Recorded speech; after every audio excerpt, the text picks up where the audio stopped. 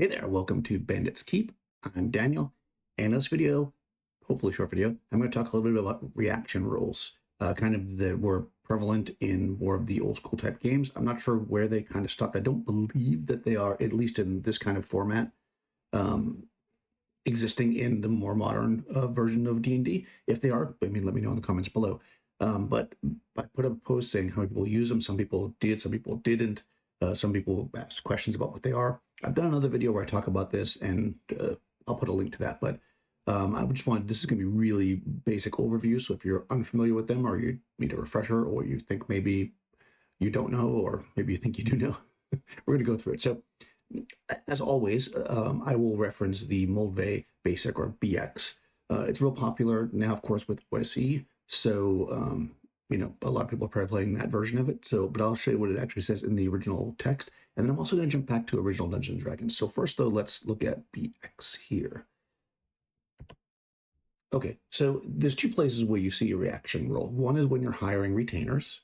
And we can see here that it's a 2d6 roll up in the corner.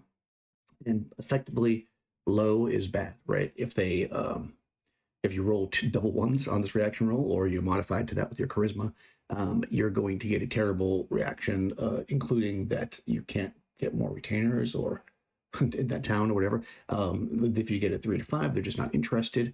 6 to 8 roll again, so that's kind of neutral. 9 to 11 offer accepted, and 12, of course, is accepted, and you get extra morale. So that's good, right, if you're hiring retainers. But this same kind of table works for the monsters. So let's look at the monsters. And I want to actually look at this entire table. First, let's look at the table, and let's look at what it actually says. So the table, again, double ones. So 2 is immediate attack. 3 to 5, hostile possible attack. 6 to 8, uncertain, monster confused. 9 to 11, no attack, monster leaves or considers offers. 12 is enthusiastic friendship. Now, let's handle two parts of the maybe misconceptions, or the reason why people say these aren't good or don't like them, or you might not use them. Number one is that they would say that why would something in a dungeon be enthusiastically friendly to the party if they're in there killing, their buddies, right? If they're in there robbing the dungeon. Well, they might not be. And that'll be handled in a second. But let's just say, for instance, that is the situation. If you roll this reaction roll, you can use it. You interpret it based on what's going on, right? So if somebody is attacking let's say the orc encampment that we made up in the video a while back, and they come across a small party of orcs, and you get enthusiastic friendship, it might be that these are orcs from a different tribe. They've been captured. They're happy to get the heck out of there. They're going to help the party. It might be an internal conflict faction, right, where this orc wants to rule the clan, so they're going to help you so that they can kind of basically maybe backstab you later on. But for now, this is their reaction, right? It might just be that they're friendly because they're afraid, right? And that they're going to basically just be like, oh yeah, I'm going to help you, and then run away. So there's lots of ways you can interpret this based on the situation. If you just meet somebody randomly in the woods with no situation going on, then obviously it could be anything, right? Maybe they're a traitor, maybe they're just like people, it could be anything. And some of the most fun roleplay I've ever had is when things react differently than you might expect, right? So let's say that you go to a farmer's place, to a house, to sleep in their barn. You have a couple silver pieces you're going to offer them. You're like, okay, well, we need a place to sleep out of the rain. And you might think, well, that's probably be fine, right? Whatever. But let's say you roll double 2s. Why is the farmer attacking immediately? Why is the farmer attacking a well-armed party, with their pitchfork, and telling their kids to hide under the beds? Maybe there's a story here, right? Maybe there's enemies in the area, and this could be future quests. You can use these reactions to spin out other adventures from. So it can be very, very useful. Now, I just want to quickly talk about the other kind of objection, or another common thing that people say. So we'll go back to this. And with this, I just want to read this. Monster actions. Some monsters always act in the same way, such as zombies who always attack. However, the reactions of most monsters are not always the same. The DM can always choose the monster's reaction to fit the dungeon.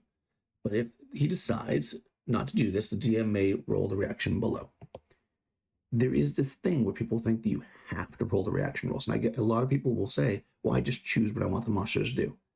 Yeah, that's fine. I mean, even if you were going by these rules, that's what it says to do. If you know what they are going to do, then they just do it. You don't have to roll the reaction roll. It's more to spice things up. So I just wanted to kind of talk about that in that sense. And now I just want to, because I like to do that. I've been running a lot more OD&D lately, so I just wanted to take a quick little look over at OD&D. This is just a screen capture. So there's two books here. One on the left, the one on the left is the basically the first book, Men and Magic. And this one, they're talking about monsters, but they're also talking about henchmen. They kind of combine it into a single chart down here, which again is attempts to attack, hostile reaction, uncertain, accepts offer, enthusiastic loyalty, right? And it says uncertain reaction leaves the door open for additional rewards, but scores under 6 do not.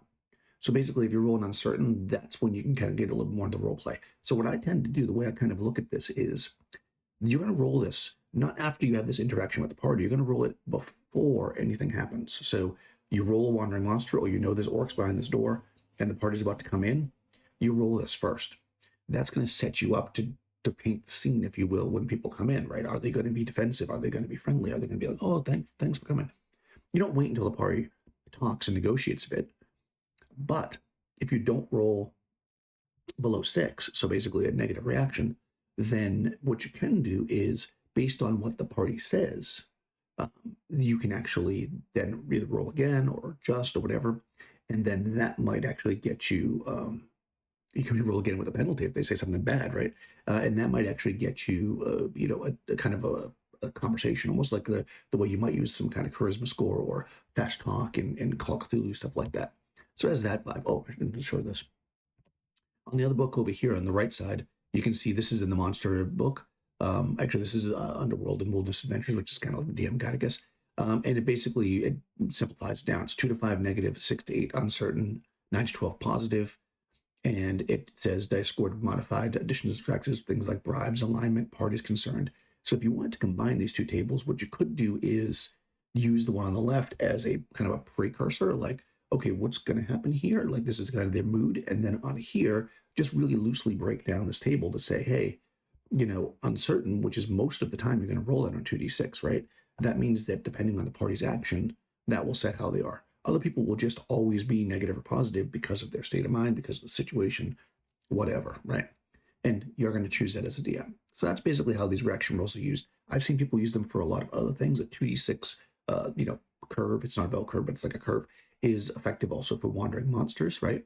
We've seen people do that. There's plenty of blogs and stuff about that. If you guys are interested in wandering monsters, some people have stated that they are. I'll start to work on a video about that. But let me know what else you guys want to see on the channel. Was this interesting and informative, or did you already know this? And it's like, what? If you never use them, or you normally use them, do you think you might use them based on what I've said here? Or do you think, no, I just still like to pick with the monsters? Do you?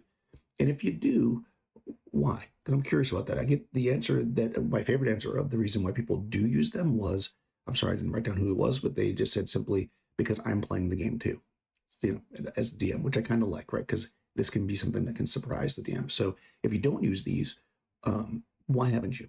And is there, why do you not think this is a good idea, or you just don't think of it? I'd be curious in the comments below. In any case, if you haven't already, ring the bell, subscribe, do all that good stuff, and I'll see you next time.